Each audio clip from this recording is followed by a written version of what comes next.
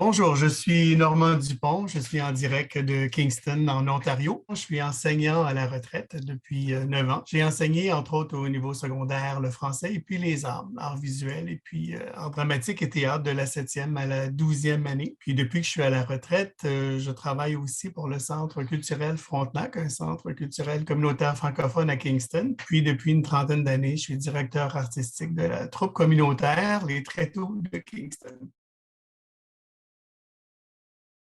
Notre mandat, c'était d'imaginer et de voir à l'offre de services personnalisés pour des artistes professionnels intéressés à une transition de carrière. Puis la deuxième partie, explorer avec les facultés d'éducation de nouvelles approches visant la reconnaissance des acquis professionnels des artistes. On a fait rapidement quelques constats. Les enseignants généralistes, surtout à l'élémentaire, sont trop souvent démunis face à l'enseignement des arts. Ils ont enseigné toutes les matières, que ce soit maths, éducation physique et tout.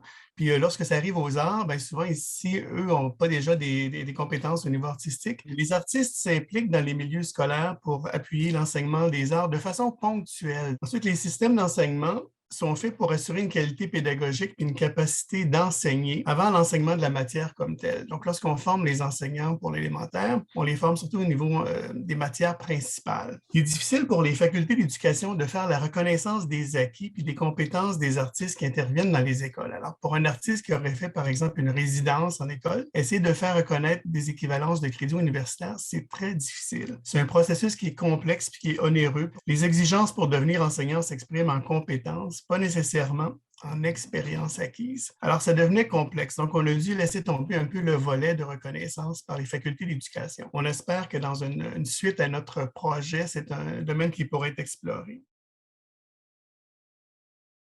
Alors, ce qu'on a exploré un petit peu comme des alternatives, faire reconnaître des résidences d'artistes comme stage en éducation si l'artiste est inscrit à la faculté d'éducation. Créer un webinaire ou une trousse d'informations sur le métier d'enseignant et le parcours pour y arriver. Et la création d'un certificat universitaire de base en éducation.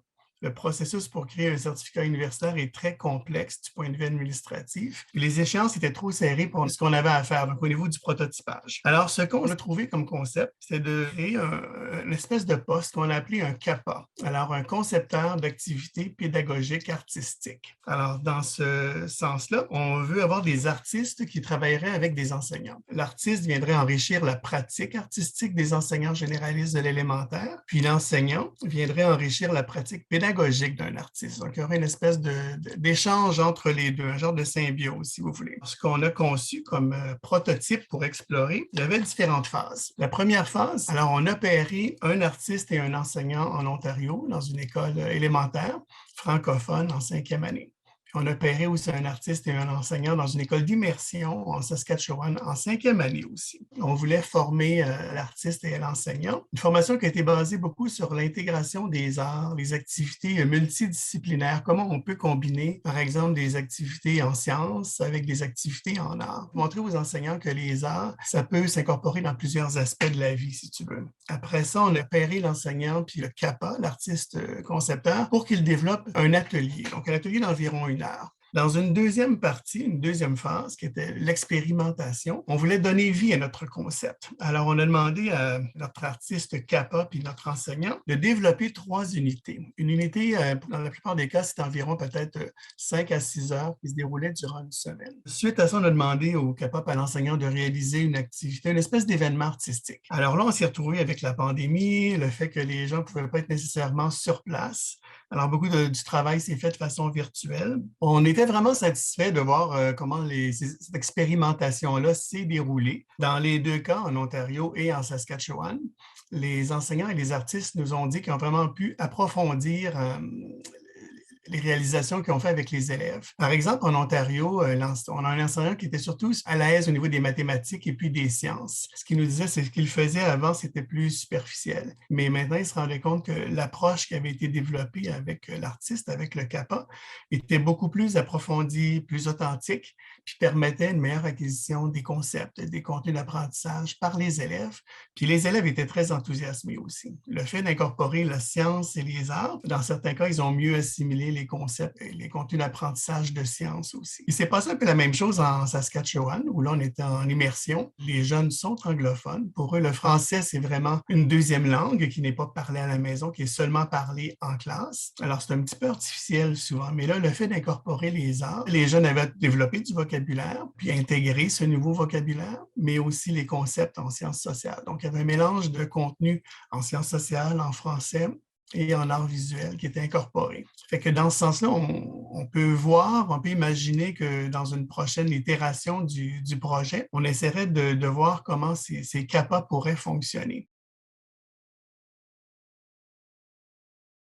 Au niveau du projet de la ruchée, ce qui était intéressant, ben, le fait qu'on n'était pas canadien, ça nous permettait de pouvoir nous rencontrer aisément. Sinon, ben, ça aurait été complexe et onéreux. Au niveau du projet lui-même, je pense que ça s'est bien développé. Les outils techniques qui sont disponibles maintenant sont assez performants et nous permettent de vraiment bien fonctionner. Pour ce qui est du projet en Ontario, ben, le projet était à Sudbury, qui est à presque 7 heures de route de Kingston. Alors, à l'origine du projet, on fait un premier atelier à l'extérieur. Alors, l'artiste a pu se rendre puis travailler avec les élèves puisqu'il y avait cette distanciation possible. Par contre, pour le reste du projet, tout a dû se faire de façon virtuelle. En Saskatchewan, le confinement n'était pas aussi strict au début. Par contre, la dernière partie, tout a dû se finir de façon virtuelle. Ça a quand même assez bien fonctionné. On nous disait qu'il y avait, par contre, lorsqu'il commençait la session, des fois, des petits trucs techniques. Où est-ce qu'on met l'écran pour que les élèves puissent bien voir? Puis, pour le CAPA, l'artiste, ben, si les élèves ne venaient pas à l'écran pour parler ou poser des questions directement, c'est pas lorsque, comme tu es dans la classe, tu peux circuler puis voir ce que les élèves font, là. Donc, c'est sûr qu'il y a des limites, mais en gros, on a quand même trouvé des solutions, puis ça a assez bien fonctionné. Alors, le projet de la ruchée s'est déroulé sur 1 an et demi. C'est quand même assez long comme processus. Là où je dirais que ça a été vraiment riche et intéressant, c'est que on a continué à travailler, puis on a continué à développer notre projet, puis les gens qui se sont joints nous ont vraiment aidé à continuer à développer ces aspects-là. Un aspect qui était vraiment un moment fort, je pense, c'est lorsqu'on a trouvé ces gens qui étaient très motivés, qui se sont lancés dans le projet avec enthousiasme, puis qui ont vraiment enrichi tout le processus. Alors, chaque fois qu'on les rencontrait avec l'équipe, c'était toujours très, très motivant de voir ce qui se passait sur place.